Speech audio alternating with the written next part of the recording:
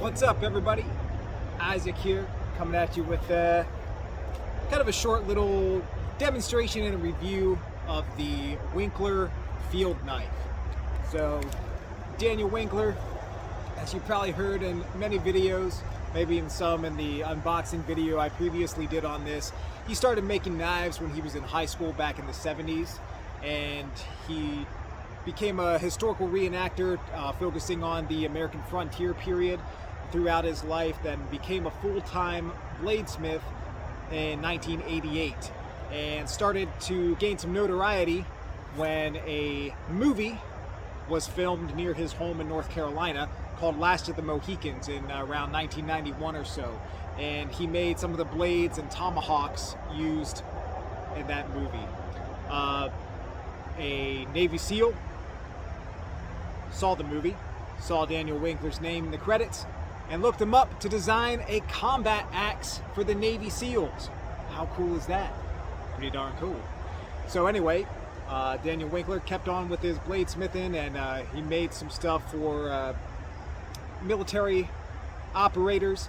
The axe he designed with that one Navy SEAL did not end up going into production in the 90s, but it's coming up. The 20th anniversary, September 11th, 2001, the world changed.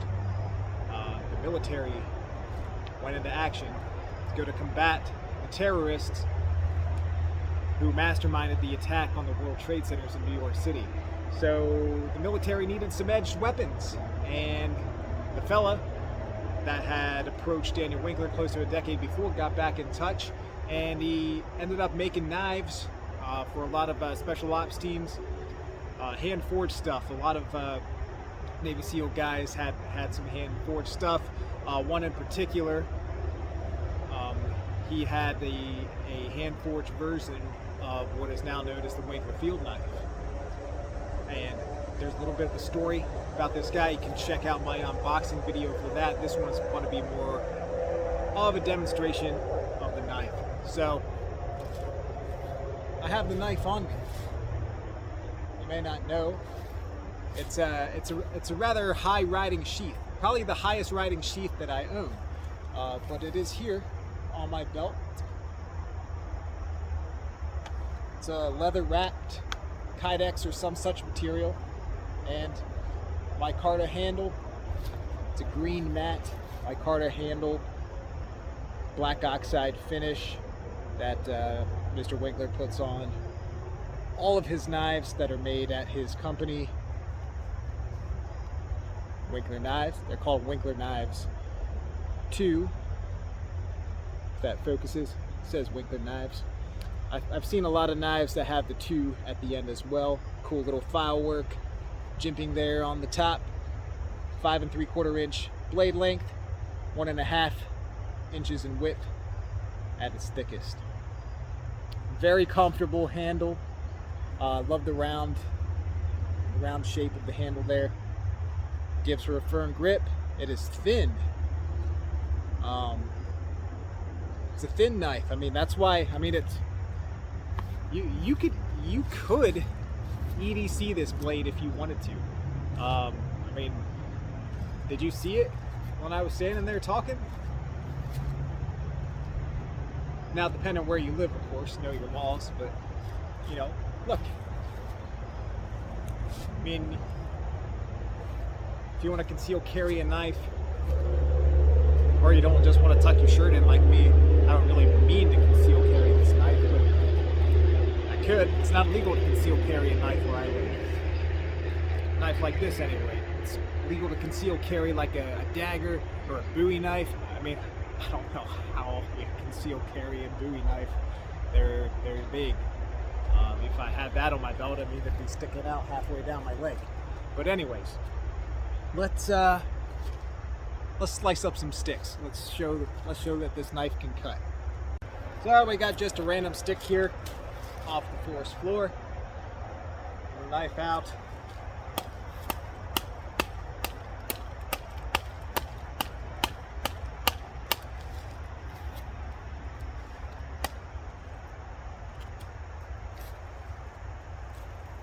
There's some chop action I would not define this knife as a chopper. I did not look up the weight. I do not know the weight of this knife. I should have done that.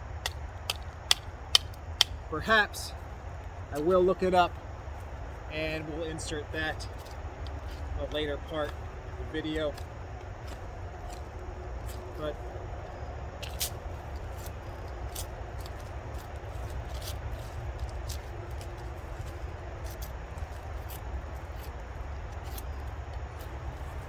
of course, it would help if I stood in frame too with the knife, pulling a scab on you.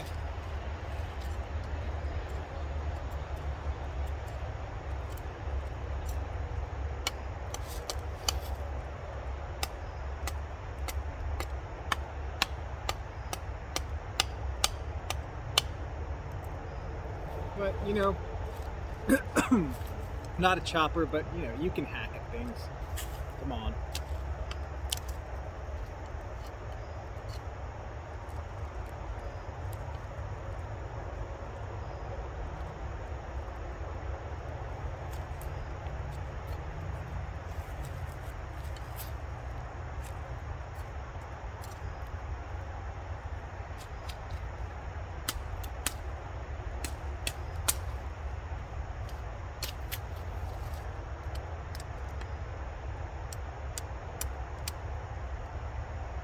See if we can get another stick. We'll baton this here. It's about I'd say 1.5 inches in length.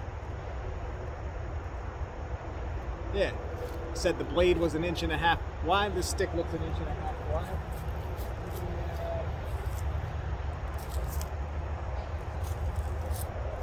Let's see if this feels a little soft, but we'll see if we can cut on down through here.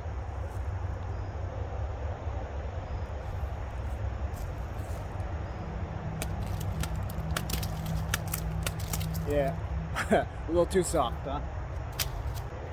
Alright, let's try this stick. We'll see if this can get this knife to poke through this stick here. So,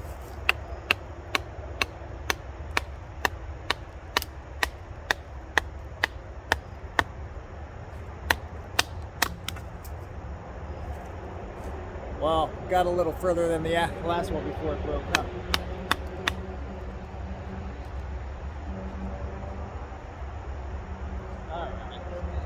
So, anyways,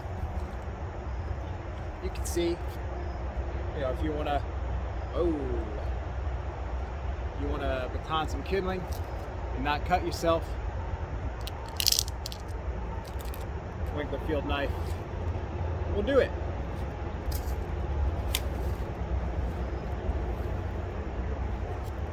What this knife is really made for is, you know, it's not a chopper, but, you know, it's a tough knife. Look, shaving stuff right off of here. This knife, out of box sharpness was okay. Maybe not what one would expect for a knife in this price range, but so it came. And if Jonathan Eldridge watches this, we had a conversation about this. He got a Winkler Field Knife like the same day as me, and I mentioned mine was like razor sharp, but his came a bit dull. So mine was razor sharp out of the box, but really only about right here. It got much duller as it went towards the tip, but I did sharpen it up on my Work Sharp guided sharpening system, like the regular bench diamond stones. See, we're getting like nice shavings. This could process some kindling and tinder for you to start a fire. I'm not going to do that right now. Maybe tomorrow. Got Good Friday coming. But this design just really called for me. Daniel Winkler, had a. I guess he carried a knife like this during his time as a reenactor. As a knife that frontiersman, you know, a true backwoodsman of the old days would have carried. It's a sweet design. It's 3/16 of an inch thick. At least for a few inches, it tapers off towards the tip and down towards the butt end of the knife. But definitely a great camp knife.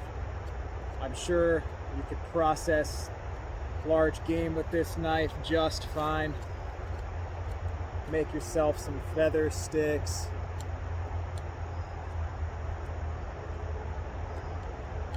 I don't know what kind of tree that was from, but you know, get yourself some curly cues, slice them off, whatever you want to do. This knife, can you take this knife to war? Sure you can. Frontier style knife, bet this knife's great taking scalps. We don't do that anymore, right? No scalp bounties these days. If you don't know what scalp bounties are, got to read some frontier history. So the governments, both the British colonial governments and French governments, like during the French and Indian War, they would pay scalp bounties. They would pay the Indian tribes like the Iroquois nations and others, like the Shawnee later on, like during the Revolutionary War period, they would, well, then it was the British, but during the French and Indian War, like the French and prior, you know, they would pay the Indian tribes money for bringing back the scalps of English settlers who were getting a little too close to what France claimed as their territory. And the British did the same thing, paying scalp bounties for Indian scalps. So the frontier fellas lop that hair right off. Some Indian warrior, some Indian woman, some Indian child. Same on the other side as well. You got to get that money. This knife would have done it. Right there. So anyways, we're going to run a little bit of a video at the end here as well. You know, this is a live green tree. Don't want to really cut that too much. So we're going to show you a paper cut just to show you how sharp this knife was. The paper cut I did didn't look all that great. I hadn't stropped the knife yet, so it did get a little sharper after I filmed it. But it does cut paper, and I think I'm gonna, you know, fix up the edge a little bit more, make it razor sharp. It did cut hair. You know, we're chopping and batoning through sticks, but I actually don't really have much hair on my arm left anyway. Does it cut chest hair?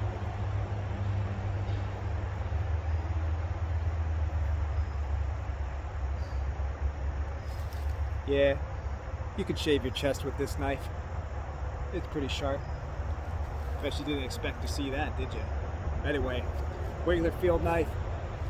Is it for everyone? If you can afford it, get it. It's a great design from a cool American maker. They are expensive. I know they're expensive. You know, this is not a knife that you buy, you know, with your weekly paycheck or whatever every week. You know, this is a, I mean, if you can afford it, do it. Why not? But you know, for me, no, I can't be buying, you know, Winkler knives once a month or whatever. It's just not feasible. But great knife. I look forward to having this for the rest of my life. Let's see it cut some paper, and we'll say goodnight. All right, here we are. Let's take a little look at that knife here, and let's take a look at our piece of paper. And whoosh, it slices right through. Stop a little there. It cuts. It got stuck. Am I the best paper cutter? I don't know. There. Do it nice and fast. Slices right through. It cuts paper. It's a sharp knife. Good to go. Stab through. Slice. It's dead. Looked up the weight of this knife. 8.8 ounces according to Blade HQ's website. Just do a little shave in there. A little shave in there. And we're good to go. It's a great knife. Alright, the Winkler Field Knife. There you have it. Stuck in a log in all its glory. Hope you enjoyed this video. If you did and want to see more videos like this, hit that like button, the thumbs up, and hit that red subscribe icon to see more videos, stuff on the outdoors, stuff about history, and of course, our favorite edged tool, the knife.